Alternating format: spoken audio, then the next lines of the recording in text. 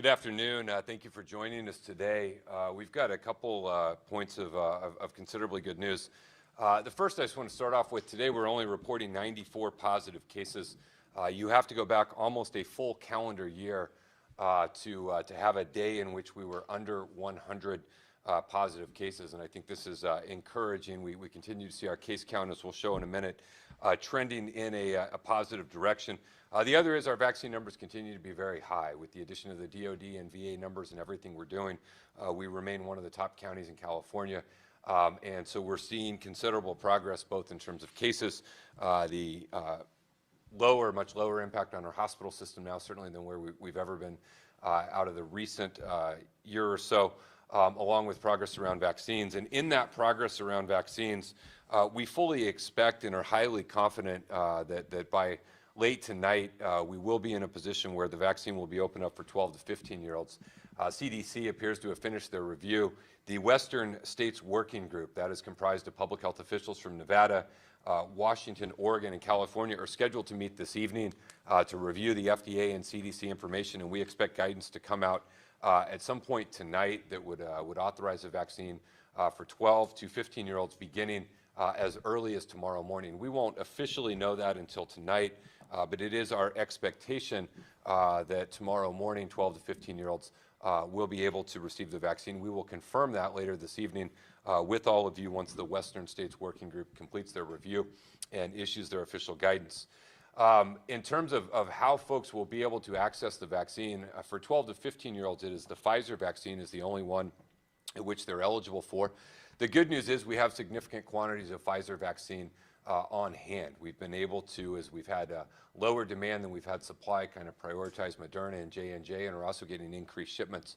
And so we think we have a healthy amount of J&J vaccines that can serve that population of San Diegans, which we estimated 175,864. Again, 175,864 San Diego residents between the ages of 12 and 15.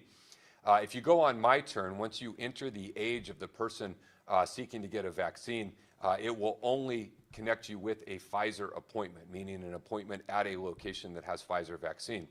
Additionally, all of our static locations or set locations will all have Pfizer vaccines available for drop-ins. So if you would like to make an appointment for your 12 to 15-year-old, you can do that, and that will ensure you get Pfizer, but you're also free to drop in at any of our set locations. The mobile sites that we're sharing that are mobile, that are moving around and temporary, those are primarily composed of J&J, but each of our set locations will have Pfizer available for drop-ins as well. And throughout the day, we will monitor the usage of those, and if we need to adjust and move Pfizer vaccines around, we can do that. But we believe we'll be able to meet the need of 12 to 15-year-olds in San Diego County via appointments and drop-in locations that are there. We will have a Q&A, which will be updated on our website as soon as the official guidance is given, that will walk folks through basic questions about you do need the consent of your parent or legal guardians in order to get vaccinated. Minors will have to show some proof of eligibility, just a birth certificate, a school ID, some form of ID to prove or show their age between 12 and 15. And so we'll have a Q&A that will be updated once the official guidance is out, and we expect that to happen this evening, and that will be on our website to answer any questions that folks may have surrounding 12 to 15-year-olds. The other encouraging trend I'll share with you in a little bit, we had a healthy supply of vaccines arrive this week.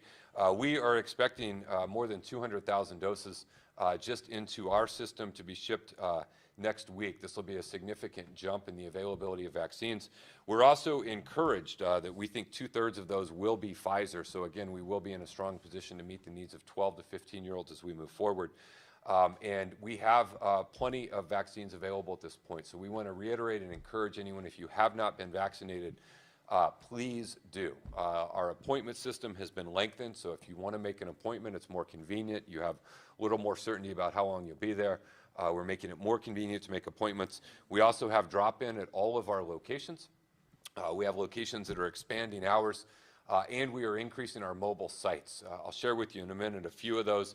But last week, we launched a sign-up program where religious institutions, businesses, nonprofits, community groups that would like to have us bring a vaccine location into the community to them can apply for that. To date, we've received more than 60 submissions for vaccine events, and we're presently vetting those. We may not be able to fulfill every one of them, but we are looking for large-scale events where there's potentially hundreds of folks that could come in and get a vaccine. So our efforts around the vaccine, again, continue to shift to make it more convenient, make it easier to access, and we're very excited about the pending. Again, it won't be official until the Western States Working Group signs off tonight, which includes California Department of Public Health as a part of that group.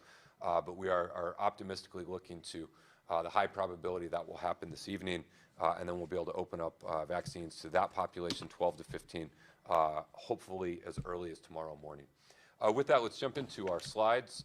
Here again, you just see the progress we're making towards that initial goal of vaccinating 75%. We are 86% of the way there, 86.7% of the way there with first doses, 63.8% of the way there with second doses, or with fully vaccinated, I should say.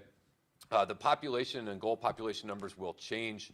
Once we open up to 12 to 15-year-olds, we will add those eligible folks into our calculation. And so you could wake up tomorrow and see these numbers dip a little bit.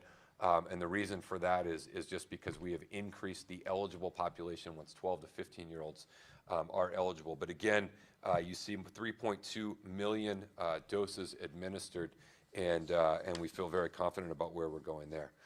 Next chart, this is what I was alluding to earlier, that case rate. You know, we've had some days, yesterday was 125. We've certainly had some days down.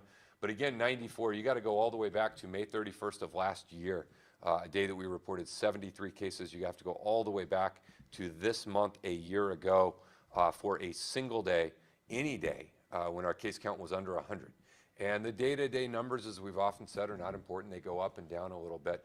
But I think what you see here is our percentage of positive low, our case rate low, and generally positive news overall about what we're doing.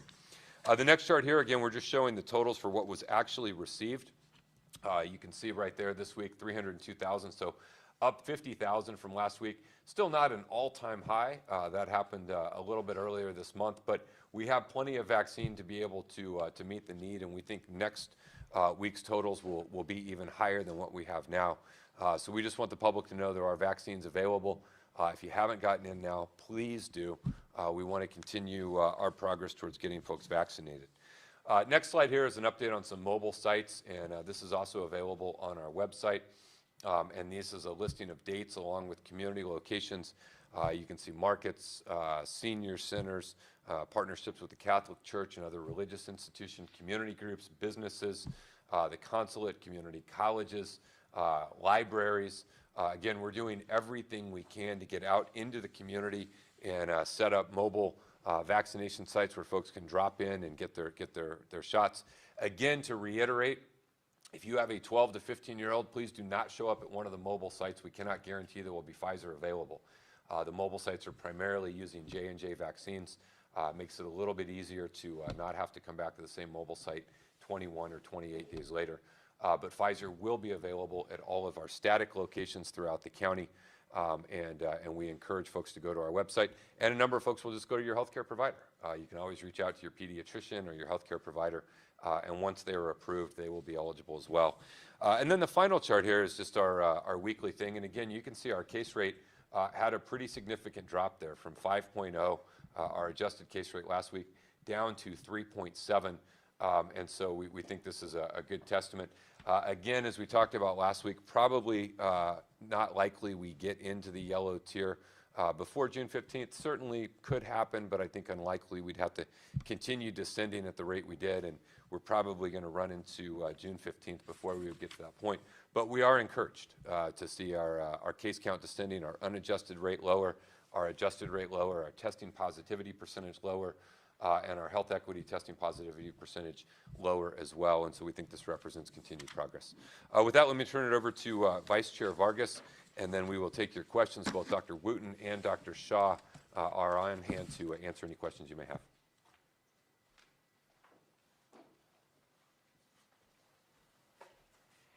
Thank you, Chair Fletcher. Each week we're gaining ground. And it's due to the great effort from everyone on this campaign and those in our community that have worked together from the beginning. As Chair Fletcher mentioned, we're very excited about the possibility of expanding our vaccination efforts so that 12 and 15-year-olds can receive the vaccine. This opportunity for this youngest demographic is a huge step in the right direction, particularly in communities where we know COVID has impacted the most. It's going to allow us to get closer to a full reopening for our communities and reopening our community. I'm also really happy to see that we're working with our neighbors to the south to find ways to protect those workers in U.S.-owned companies that are part of our binational community. An equitable distribution of the vaccines have been our sole focus, and now because of the great progress we've made, we're able to focus on these sectors of our community. Soon, hundreds of employees that work in the U.S.-owned companies across the border will be able to receive their vaccine as well. So we're looking forward to this work. We're going to continue to urge everyone that has not received their vaccine to please head on to one of our vaccination sites and get that first dose. Again, I want to thank everyone for working on the front lines on this effort, and to everyone in the community doing their part to make sure we fully recover from this pandemic. Cada semana estamos más cerca al regreso a la normalidad, y eso es prueba de que cada paso lo hemos dado juntos y así lograremos nuestra meta. Como mencionó el presidente Fletcher, pronto abriremos el proceso de vacunación para los jóvenes de 12 a 15 años de edad que ya van a poder acudir a recibir su vacuna. Para esto estaremos administrando la vacuna Pfizer, que está aprobada por la CDC para jóvenes de esta edad. Esto va a concluir hoy por la noche. El otro comité del oeste, ellos van a tener la última aprobación, y ya creemos que para mañana en la mañana ya la tendremos. Así que es importante porque los jóvenes van a ocupar el consentimiento de sus padres o las personas que los cuidan, una identificación que tengan los jóvenes también, y si sus padres van con ellos no es necesidad que tengan identificación. Lo importante aquí es que el hecho que podamos extender nuestra campaña de vacunación para incluir a jóvenes es prueba de que cada vez estamos más cerca de una reapertura completa. Por otro lado, seguimos trabajando juntos para resolver algunos de los retos también que tenemos a nivel binacional. Estamos dirigiendo nuestros recursos para que los empleados de las empresas maquiladoras estadounidenses en la frontera también tengan acceso a la vacuna y estén protegidos. Con el aval del gobierno federal y del condado podremos vacunar a cientos de trabajadores de maquiladoras en Tijuana de empresas estadounidenses. De esta manera, damos también un paso a una recuperación binacional que, como sabemos, favorece a la economía y salud de ambos lados de la frontera. Quiero seguir invitando a todos aquellos de ustedes que no han recibido su vacuna, que por favor acudan a uno de nuestros centros de la comunidad. Debemos seguir protegiéndonos para poder regresar a la normalidad. Estamos cada vez más cerca, pero no debemos de bajar la guardia y debemos seguir los lineamientos del Departamento de Salud hasta que se levanten las restricciones próximamente. Una vez más, gracias a todos nuestros equipos de trabajo que día a día hacen todo lo posible para hacer este objetivo realidad. Gracias.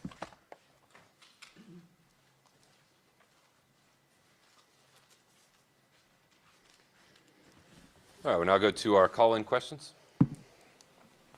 This first call is from Laura Acevedo with ABC 10 News. Hello, everyone. Thank you for taking my question.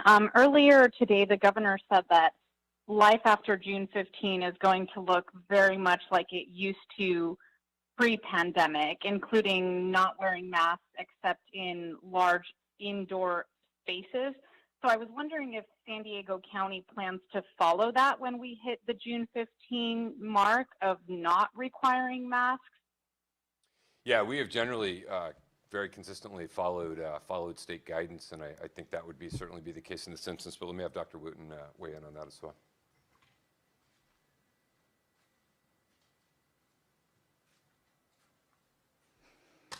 Thank you for that question. And the news today certainly does give our entire state hope, but we still have to look at, from jurisdiction to jurisdiction, what the case rate is, and that will determine exactly what we do. There's nothing magic about June 15th in terms of where all of our jurisdictions will be as it relates to the case rate, but to as much as the extent as possible, we will follow the state guidelines, but it will also have to depend on what our local case rates are.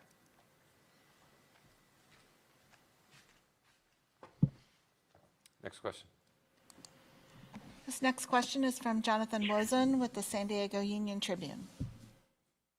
Hi, thank you for taking my questions. Couple vaccine-related questions here. Just want to make sure I'm understanding how things might work as soon as Thursday, as soon as tomorrow for those 12 through 15. So in terms of the appointment piece of things, will kids in that range be able to kind of book their own appointments? Will that has to be done through a parent or guardian? Looks like My Turn just yet doesn't have an option for children below the age of 16.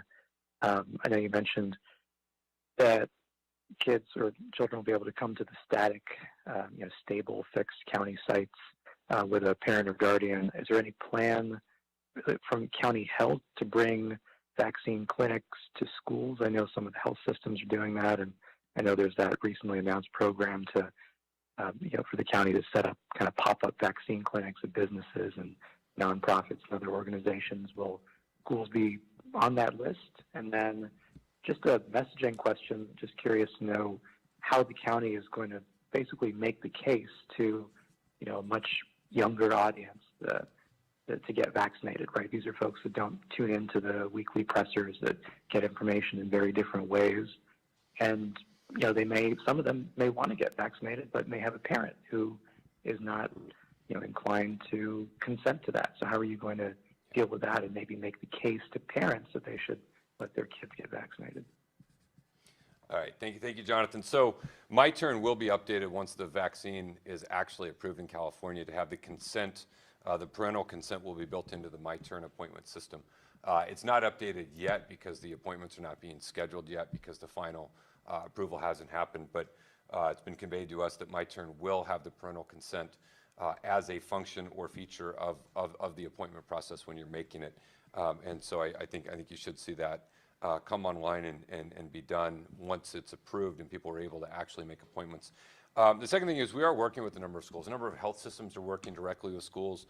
We're working with schools to do everything we can to try and facilitate that, and we will certainly expand on that and do more. The third question you had in terms of making the case, I think what we're likely to see is if you look at the 65% of San Diegans that have already received a first dose, it's highly likely that the vast majority of those folks will want their 12 to 15-year-olds to get vaccinated as well. Out of our 5 kids, one of them is in the 12 to 15-year range, and we're eager to make his appointment so he can go in and get vaccinated once it's official and approved. And so I think we'll see an initial rush of 12 to 15-year-olds. Their parents will help arrange and get them in to do it. And then to your point, we're going to have to settle into that kind of ongoing work to engage parents and engage youth to be able to do it. Now, you do need a parental consent if you are to get it, and so it is going to be a thing of communicating and messaging to youth the importance of it, but also communicating to parents the importance of having your kids get vaccinated and why that is important. We have been doing a lot of work really targeting that kind of 18 to 24, 26-year-old who can make their own independent decision that this is what they and we will work to do similar messaging around engaging parents about why it is important to get 12 to 15-year-olds vaccinated. But again, it does require parental consent.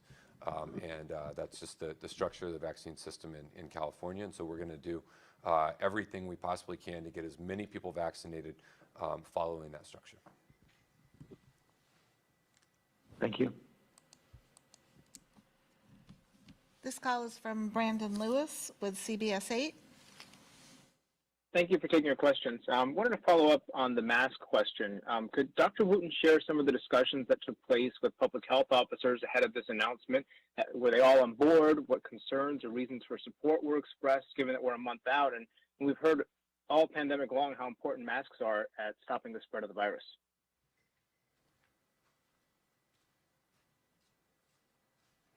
Well, I'm going to disappoint you because there was not a lot of discussions about this particular announcement that was made today. So that's all I have for you. We've had a lot of discussions about masks, but this was a new revelation, at least for me. And I've been on many of the calls, so thank you. Are you in support then? Pardon? Are you in support? I have to go back and look at the specific guidance. This was just announced right before coming over here, so I need to go back and look at the specific guidance. But as has been stated, the governor did announce that, but this is as of June 15th. And as I stated earlier, every jurisdiction is different. So unless we have case rates that are much lower than, definitely less than 2, we will have to examine whether or not we will follow through with that recommendation. But again, it depends on what our case rate is going to be. Thank you, Dr. Wooten. And Brandon, I think just to follow up on that, I think June 15th has been put out there as a date where we begin to return to normal. Obviously, other than really large gatherings, really high risk where there's tremendous mixing of folks who may be unvaccinated, June 15th, the retiring of the tiers, is a significant date, and I think, you know, a lot of the thought process behind that is the vaccine is available. We have enough vaccine. We are still at a point today where we have plenty of appointments today. If you go and you get an appointment, you will have plenty of time to get your second dose before June 15th, and so once the vaccine is readily available and we are seeing significant utilization of it, there's significantly less threat to the healthcare system, and individuals have had the opportunity to get the protection of a vaccine. So obviously monitor it as we go forward. We'll get some more guidance from the state, but I think June 15th is a date a lot of folks are looking forward to. As a date, by that time, everyone who wanted to get vaccinated has had the opportunity and the availability to it, and that is the date we begin to move forward. But we'll obviously monitor between now and then what comes out from the state, along with looking at all of the relevant data and issues surrounding transmissibility of the virus and what's happening and where we are. But I think in general it's encouraging that we can see a light at the end of the tunnel and continued forward progress. Thank you, Supervisor. Next question. This question is from Melissa Adon with NBC7. Hey there, good afternoon. So my question is for Supervisor Vargas about the efforts to vaccinate essential workers at the maquiladoras. Will this open it up to also vaccinate essential workers at other sectors? For instance, if you're a restaurant worker but work here in San Diego but then live in Tijuana, etc. And if possible, could you please answer this question first in English and then in Spanish for our viewers at Telemundo 20? Thank you. Thank you for that question. Actually, if you are working in San Diego and you are already, if you're a restaurant, part of the restaurant industry, you should have already been able to receive that vaccine.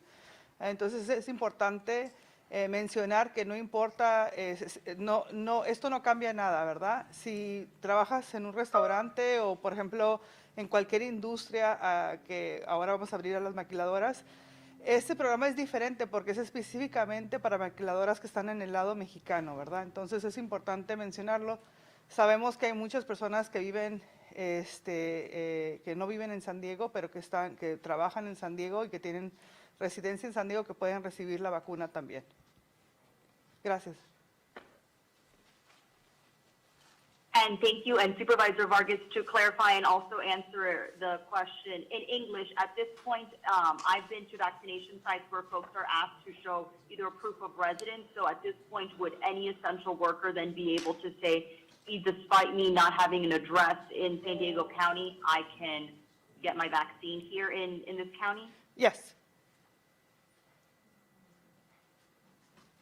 Excellent. Thank you.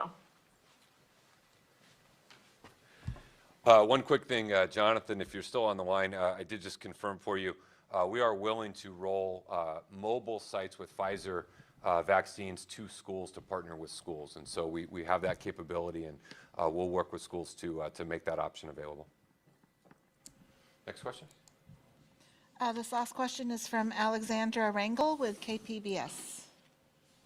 Hi, thank you so much for getting to me. My question is, what are your thoughts on the recent positive cases with some of the Padres players?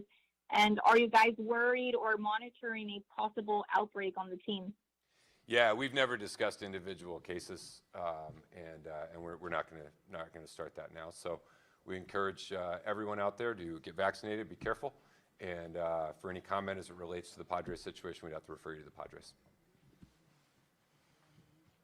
We'll go to our text questions. So this first question is from Mario Sevilla with ABC 10 News. Where is the county in their plan on vaccinating homebound citizens? Please provide an update on the number of people on the wait list and timelines for giving them the vaccine. Yeah, thank you, Mario. So we're presently at about what we have at 711 homebound seniors who have been vaccinated. We have a wait list that is considerably large, 1,947. However, it's very important, Mario, you realize we are having a great challenge getting return calls from a significant number of those folks, and what we're anecdotally being told is a lot of them managed to get vaccinated from another site or location. And so we don't think that there are 1,900 folks out there who are homebound who have not been vaccinated, but everyone that we're able to get a hold of, we're getting them in the queue with our service providers and getting those taken care of.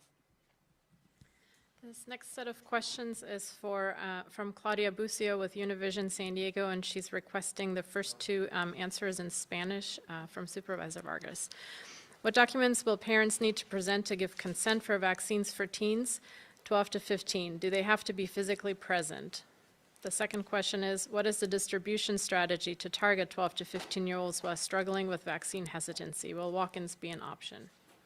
Sí, la pregunta es específicamente la idea de cómo van a poder tener acceso a las vacunas las personas de menores de edad de 12 a 15 años. Entonces es importante informarle a los televidentes que van a ocupar el consentimiento de sus padres y hay una forma que pueden tener. El padre sí se le pide que vaya la persona con el hijo a acompañarlos a las citas, ya sea un padre o el adulto que es el que los cuida, ¿verdad? Cualquier documentación que traigan, ya sea su licencia de manejar o el permiso, ¿verdad?, para manejar, pasaporte o cualquier otra identificación de las escuelas.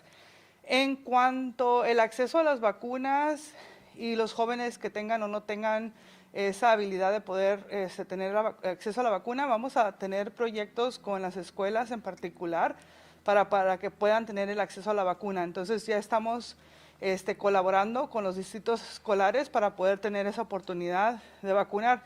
Ya hemos hecho este proyecto de los proyectos móviles en ciertas escuelas en el condado del sur de San Diego, específicamente como programas pilotos, y esos programas los vamos a usar en otras escuelas por todo el condado también. Gracias. And the next set of questions is still from Claudia, and she wants to have them in English from our doctors. The first one is, what message do you have for parents, especially among hardest hit communities who are unsure about vaccinating their children 12 to 15-year-old?